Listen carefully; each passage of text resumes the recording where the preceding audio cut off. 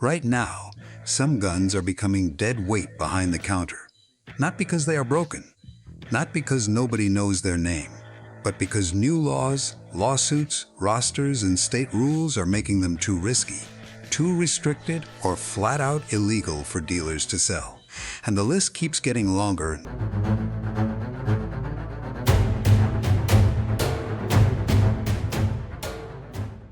Number 7. The Sig Sauer P320. Number 7 is the Sig Sauer P320, and this one is not here because it is banned. That is what makes it so strange. In most of America, a dealer can still sell one. You can still see it in display cases. You can still find it online. You can still see people defending it hard. But behind the counter, the story has gotten messy. The P320 was supposed to be one of the safest bets in the handgun world. It was modern, modular, popular, and big enough to win a major United States military contract in 2017. That kind of deal usually makes a pistol easier to sell, not harder. When a gun wins a military contract, customers notice, police departments notice, dealers notice. For a while, the P320 looked like the kind of pistol that would never slow down. Then came the reports. Owners and officers began claiming the gun fired without a trigger pull. Not once, not just from one random person online. The claims kept showing up in lawsuits, news reports, and police circles. Sig Sauer has strongly denied that the pistol can fire without the trigger being pulled. The company says the gun is safe and points to cases that have been dismissed. But dealers do not only think like lawyers. They think like people who have to stand across from a customer after the sale. They think about trade-ins. They think about used guns. They think about insurance. They think about the next headline. So even when the P320 is still legal, some shops get nervous when one walks through the door. That is why this gun fits the list. It is not a gun every dealer is legally banned from selling. It is a gun that some dealers may not want sitting in their case, especially used, especially without a clear warning, and especially while lawsuits keep moving. In 2025, New Jersey sued Sig Sauer and asked for a mandatory recall in the state, along with an order blocking future P320 sales there. That was a serious moment. It was not a final nationwide recall. It was not a federal ban. But it showed where the pressure was going. And that is the problem for dealers. A gun does not have to be illegal everywhere to become hard to sell somewhere. All it takes is one major lawsuit, one police department walking away, one customer asking, "Is this the one from the news?" And suddenly the easiest sale in the case becomes the one nobody wants to touch. Number 6. The Glock 17. Number 6 is the Glock 17, which feels almost impossible to say out loud. For decades, this was one of the easiest handguns in America to sell. Simple, famous, trusted by police, security, civilians, and first-time buyers. The Glock name was so strong that some people used it like a shortcut for every modern handgun. If a dealer could not sell a Glock, something had truly changed. And in California, something changed. California already had one of the strictest handgun systems in the country. New pistols had to be listed on the state handgun roster before dealers could sell them new to regular civilian buyers. That alone already made the California handgun market very different from the rest of the country. But then Assembly Bill 1127 added a new problem. Starting July 1, 2026, California licensed dealers were blocked from selling or transferring a covered semi-automatic pistol with a cruciform trigger bar to regular civilian buyers, with limited exceptions. The law was aimed at pistols the state calls machine gun convertible. That phrase matters. It does not mean the normal Glock 17 is a machine gun. It does not mean every owner did anything wrong. It means California looked at a design feature inside the pistol and decided that for dealer sales, that design created too much risk. That puts dealers in a brutal spot. The Glock 17 is still one of the most recognized handguns on earth. It is still legal in most of America.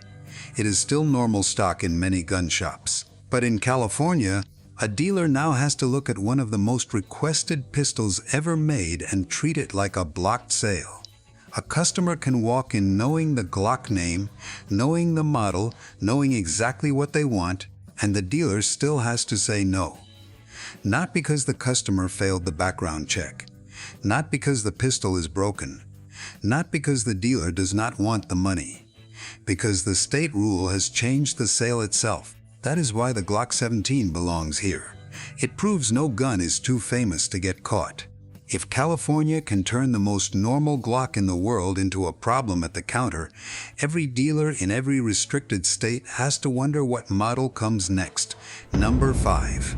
The Ruger AR-556. Number 5 is the Ruger AR-556, and this one shows a new kind of problem. It is not always a straight ban anymore. Sometimes lawmakers do not remove the gun from the shelf. They build a wall in front of the shelf. That is what happened in Colorado. The Ruger AR-556 is a basic, common AR-style rifle. It is not rare. It is not some strange collector piece. It is exactly the kind of rifle a dealer could sell again and again because customers already understood what it was. Before the new rule, a Colorado buyer could walk into a gun shop, pass the normal checks, and buy one like many other rifles. Then the state changed the path. Starting August 1, 2026, Colorado made dealers follow a new system for certain semi-automatic firearms. The law covers specified semi-automatic rifles, shotguns, and some gas-operated handguns with detachable magazines. For a buyer, the key change is simple. Before the dealer can complete the sale, the buyer needs the required firearms safety course process and eligibility card. That may not sound like a total ban. On paper, it is not. The state did not tell every current owner to turn in the rifle. It did not say the Ruger AR-56 stops existing. But at the counter, it still blocks the sale when the customer is not ready. That is where dealers get hit. A buyer walks in with money. The rifle is on the shelf. The background check system may be ready. The dealer may be ready. But if the buyer has not completed the state process, the sale stops cold. The gun might as well be behind glass with no key. This is why the Ruger AR-556 is important. It shows where the fight is moving. A state does not have to name the exact rifle and ban it by name. It can put the whole category behind a course, a card, a sheriff process, and a new layer of paperwork. For big stores, that means slower sales. For small dealers, that means more confusion. For customers, that means the rifle they could buy last year may now be out of reach until they finish a process they did not even know existed. And if Colorado's system holds, other states may copy it. Number 4. The Smith & Wesson M&P-15. Number 4 is the Smith & Wesson M&P-15. And this one is a perfect example of how a bestseller can become untouchable overnight. The M&P-15 is not some unknown rifle. It is one of the most recognized AR-style rifles in the country. It comes from one of the oldest gun companies in America. It has been sold in huge numbers. For years, it was the kind of rifle dealers could count on. Put one on the wall and somebody would ask about it. Put one on sale and it could move fast. But in restricted states, that name has become a problem. Illinois is the clearest example. Its Protect Illinois Communities Act does not just use broad language, it names firearms. The Smith & Wesson M&P-15 rifles are named directly in the law. That matters because once a gun is named, the dealer does not have much room to argue. It is not about whether this stock is slightly different. It is not about whether this grip looks harmless. If the model falls under the law, the sale is blocked, and Illinois is not alone. More than 10 states and Washington, D.C. now have some form of assault weapon restriction. The details change from place to place, and that is part of the problem. One state names the gun. Another state uses a feature test. Another focuses on sale and manufacture. Another adds registration rules for old owners. But for the dealer trying to sell a common AR-style rifle, the result can look the same. The customer wants it, and the shop cannot hand it over. The most painful part is that the same gun can be normal in one state and dead stock in another. In Texas, an M&P-15 may be an ordinary rifle on a wall. In Illinois, a dealer has to treat it like a legal hazard. That patchwork is what makes dealers nervous. The M&P-15 did not suddenly become unknown. Customers did not suddenly stop recognizing it. The rifle did not lose its name power. The law changed around it. So when this rifle lands in a shop in the wrong state, the question is no longer, can we sell it fast? The question is, can we sell it at all? And more often now, the answer is no. Number 3, the Bushmaster XM15. Number 3 is the Bushmaster XM15, another AR-style rifle with a name that keeps showing up where dealers do not want to see it, inside state law. The Bushmaster XM15 has been around for years. It is one of those rifles many people know even if they are not deep into gun culture. It looks like the type of rifle customers ask for by category before they ask for it by exact model. To a dealer in a free market state, that usually makes a gun easy to move. But in restricted states, a famous name can work against it. Illinois names the Bushmaster XM15 directly in its assault weapon law. A feature test can create arguments. A named list creates a wall. If the firearm is on the list, a dealer cannot just say this one should be fine. The name itself becomes the problem, and that is why dealers hate these laws from a business point of view. It is not only about one gun, it is about inventory risk. A shop may have ordered rifles months earlier. A customer may have put one on hold. A distributor may still show stock. Then a state rule changes, a court order comes down, or a compliance bulletin gets updated. And suddenly that rifle is not a product anymore. It is a headache sitting in the safe. The Bushmaster XM15 also shows how fast the future can get darker. Rhode Island already passed a sales-side assault weapon ban that took effect in 2026. Then lawmakers looked at a bill that would go even further and restrict possession, not just new sales. That bill had not passed, but it shows why dealers keep watching state houses every week. That kind of pressure changes how dealers act. Some stop taking trade-ins. Some stop ordering borderline models. Some refuse transfers that look too close to a banned list. They know that being wrong is not like pricing a gun too low. Being wrong can mean an investigation, a license problem, or a criminal charge. For customers, the Bushmaster XM15 is just another AR-style rifle. For a dealer in the wrong state, it is a name that can turn a normal sale into a legal risk. And that is exactly why it belongs on this list. Number 2. The Century Arms WSR10, and this one brings a different rifle family into the story. Up to this point, most people think about AR-style rifles. But state laws do not stop there. The AK-style rifle gets caught too, and the WSR10 is one of the best-known examples. The WSR10 is a Romanian-style AK pattern rifle that has been sold in America for years. It became popular because it was simple, rough, recognizable, and usually cheaper than many other AK options. A lot of buyers did not want a polished, safe queen. They wanted a basic AK-style rifle that looked and felt like an AK. For dealers, that made it easy to explain and easy to sell. But in restricted states, that same simple identity becomes the problem. Many assault weapon laws were written to catch rifles with certain features.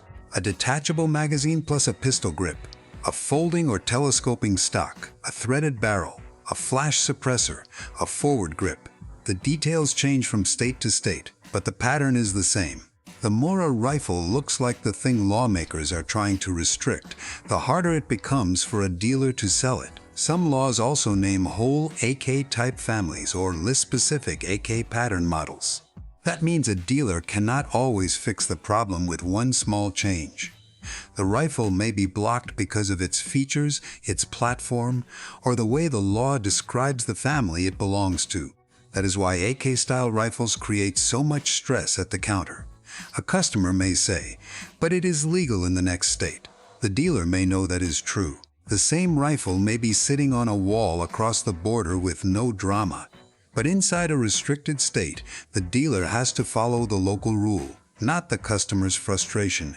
The WSR10 also shows another problem. These rifles move through distributors, use sales, estate collections, and private trades. A shop might get offered one as a trade-in and have to stop before even thinking about price. Is this exact setup legal here? Has the state changed the rule again? That is a lot of work for one sale. And for many dealers, the answer is easier than the research. Do not touch it. So the WSR10 is not here because no one wants AK-style rifles. It is here because plenty of people do want them, and in more places now, the dealer is the one forced to say no. Number 1. The Barrett Model 82A1. Number 1 is the Barrett Model 82A1, and this is where the title becomes brutally simple. In some places, dealers cannot sell it because the law goes straight at the caliber. The Barrett Model 82A1 .50 BMG rifles in the world. It is large, heavy, expensive, and instantly recognizable. It is not a casual countergun. It is the kind of rifle people stop and stare at even if they have no plan to buy it. For a dealer, that kind of firearm can be a showpiece. It brings attention. It brings questions. It makes people point at the wall. But in several places, that wall space is gone. California law blocks the sale, transfer, import, and possession of .50 BMG rifles, with narrow exceptions for people who legally owned and registered them years ago. That means a regular dealer cannot just put a Barrett .5 BMG rifle on the rack and sell it to a normal buyer. The law does not care how famous it is. It does not care how much the customer offers. The answer is no. Illinois also folded .50 caliber rifle restrictions into its wider 2023 firearms law. New Jersey and Washington, D.C. also treat .50 BMG rifles as prohibited or unregisterable under their systems, and Connecticut specifically names the Barrett Light 50 Model 82A1 in its assault weapon rules. Maryland does not treat them the same way as a total ban, but it still puts extra rules around transfers. That is why this rifle sits at number 1. With many guns on this list, dealers are fighting feature tests, rosters, lawsuits, or new course systems. With the Barrett 82A1 in the wrong state, the issue is more direct. The caliber itself can kill the sale before the customer ever touches the counter, and that creates a strange business problem. In much of America, a Barrett .50 BMG rifle is rare but legal. In a restricted state, it can become something a dealer cannot stock, cannot advertise, cannot transfer, and cannot casually accept as a trade. Even if a collector walks in with money, the dealer has to think about state law first. This is the future dealers are scared of. It is not one national rule that everyone can memorize. It is 50 states moving in different directions, with different definitions, dates, court fights, and traps. That is why the Barrett 82A1 is the strongest ending to this list. It proves that no level of fame protects a gun from becoming unsellable. Not a Glock, not a Smith & Wesson, not a Ruger, not a Bushmaster, not an AK, not even a Barrett, so there you have it. 7 guns that show exactly why dealers are more nervous than ever.